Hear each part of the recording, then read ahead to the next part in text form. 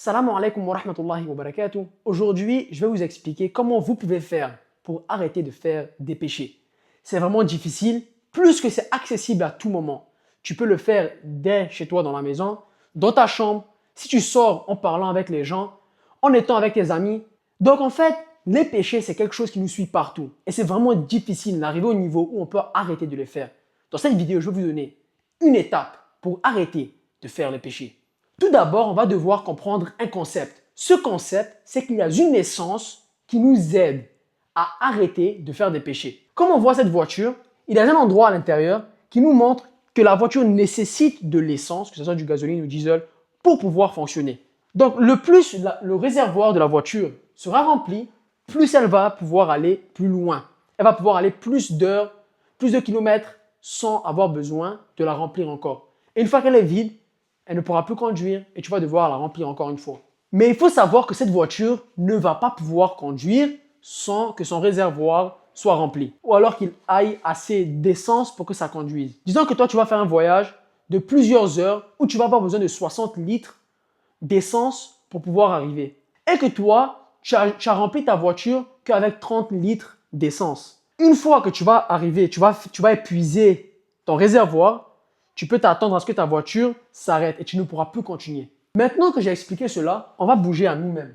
En tant que des humains, on a aussi une essence qui nous aide à arrêter de faire les péchés. Allah subhanahu wa ta'ala nous dit dans le Coran, A'udhu billahi minash shaitanir rajim, bismillahir rahmanir rahim, Inna as-salata tanha 'anil fahsha'i wal munkar. Ce qui veut dire, la prière empêche ou éloigne de l'indécence et du mal. Maintenant, vous allez en même temps comprendre que la prière nous empêche de faire des péchés. Ça nous éloigne de faire des choses qui sont haram.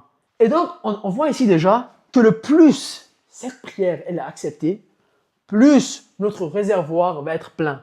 Et plus ce réservoir il est plein, plus tu vas avoir de contrôle sur toi, plus tu vas pouvoir aller plus loin dans ta journée sans faire des péchés. Ces péchés-là ressemblent à, par exemple, ne pas pouvoir arrêter d'insulter, ou alors regarder les choses qui sont haram. Ou alors peut-être que tu ne vas pas pouvoir arrêter de parler mal avec tes parents parce que tu ne pries pas correctement. Toutes ces choses-là, ce sont des péchés auxquels on est exposé à tout moment. Et on arrive à comprendre maintenant que la raison pour laquelle beaucoup de nous, on n'arrive pas à arrêter de faire des péchés, c'est parce que notre réservoir est vide. Et la raison pourquoi c'est vide, ce n'est pas nécessairement parce qu'on ne prie pas, mais peut-être aussi que cette prière n'a pas été acceptée. Par exemple, il y a quelqu'un qui a dit que si tu veux savoir à quel point ta prière elle a été acceptée, il faut voir après ta prière, qu'est-ce que tu t'en vas faire? Est-ce que tu t'en vas faire des péchés juste après que tu viens de finir de prier? Si la réponse est oui, cela veut dire que peut-être que ta prière n'a pas été acceptée. Il y a beaucoup de différentes choses qui font que ta prière n'a pas été acceptée. Premièrement, si tu ne comprends pas ce que tu dis dans ta prière, que tu récites des mots sans faire l'effort même de faire la recherche de la définition de ce que tu dis, alors tu ne vas pas pouvoir en tirer quelque chose de ta prière. La deuxième chose, c'est si la prière n'a pas été prise au sérieux. Vous priez rapidement, ou vous priez en pensant à quelque chose autre que la prière, en ne même pas prenant en considération que vous êtes devant Allah subhanahu wa ta'ala. Ou alors peut-être que dans ta journée de tous les jours, tu es quelqu'un qui vole, quelqu'un qui insulte, quelqu'un qui est mal avec tes parents. Dans ce cas-là, ça sera plus dur pour toi de pouvoir même prier correctement. Parce que tu fais des actions en dehors de ta prière qui ne représentent pas l'islam. Donc, lorsque tu fais des choses comme ça, peut-être que tu es musulman par nom, mais pas dans tes actions. Et donc, dans ce cas-là, tu n'es pas un vrai musulman. Et donc, tu ne fais rien du cœur. Rien n'est fait avec du cœur. Ça devient comme une action que tu fais tout simplement. Comme quelqu'un qui lit un livre, mais qui ne cherche pas à comprendre, qui n'applique rien de ce qu'il lit. Il faut vraiment se rappeler que nos actions doivent être alignées avec les apprentissages de l'islam. Bien sûr, la prière va nous aider à sortir de nos mauvaises actions.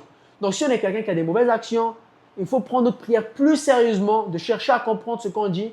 Et Inch'Allah, par la grâce de Dieu, vous allez pouvoir réussir à sortir de vos péchés. Peu importe les péchés que vous faites. Maintenant, vu que le cure de cette maladie de ne pas pouvoir arrêter de faire les péchés, c'est la prière, comment est-ce qu'on peut en tirer quelque chose de notre prière? Comment est-ce qu'on peut faire que cette prière soit acceptée? La première chose, il faut demander à Allah subhanahu wa ta'ala de vous aider dans cette journée. Ce n'est parce que de la même manière que tu essaies de te tirer pour aller vers l'islam, il y a le shaitan qui essaie de te prendre et te tirer de l'autre côté. Donc en demandant à Allah subhanahu wa ta'ala, il va peut-être mettre les bonnes personnes dans ta vie, les bonnes vidéos comme celle-là peut-être, pour te donner des informations de ce que tu pourras faire. Allah subhanahu wa ta'ala est le meilleur des guides. Et lui, il va mettre les bonnes choses au bon moment, dans le bon endroit pour toi, si tu lui demandes de le faire. Numéro 2, il faut faire un effort de nous-mêmes. Chercher à augmenter notre connaissance. Le shaitan va nous attaquer de là où on s'attend le moins, dans notre adoration. Donc, en augmentant ta connaissance, tu vas pouvoir augmenter ta garde en même temps et te protéger du shaitan qui va essayer de te frapper avec toutes ces choses-là comme lui-même l'a été. Par exemple, le shaitan était élevé au niveau des anges. Il priait avec eux. Et ensuite, cette prière l'a mené à l'orgueil. Et ensuite, il est devenu al-shaitan parce qu'il ne voulait pas écouter ce que Allah subhanahu wa ta'ala avait à lui commander. La troisième chose, c'est de comprendre ce qu'on dit dans la prière, comprendre qu'est-ce que tu dis dans Al-Fatiha, quand tu descends dans la prosternation. La quatrième chose que tu pourras faire, c'est parler avec ton entourage. Bien sûr, il faut bien sélectionner les personnes avec qui on va parler parce que souvent, demander la mauvaise personne peut vouloir dire avoir le mauvais conseil va nous mener à faire encore plus de mauvaises choses. Maintenant, si vous avez n'importe quelle question, n'hésitez pas de le mettre dans les commentaires. Je serai ravi de répondre à vos questions. Dernière chose, ne m'oubliez pas de vos prières. Salam alaikum wa rahmatullahi wa barakatuh.